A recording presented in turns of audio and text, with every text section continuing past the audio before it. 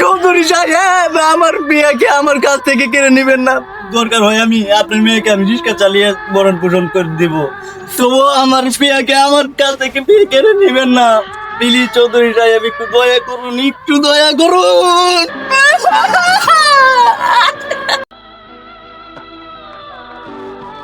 তুই আমার মায়ের জন্মের ভালোবাসিস? ও চৌধুরী সাহেব, তুই আমার মেয়ের জন্য কি করতে পারবি? আমি আপনার মেয়ের জন্য জীবন দিয়ে দিতে পারি চৌধুরী সাহেব। মালটা দে।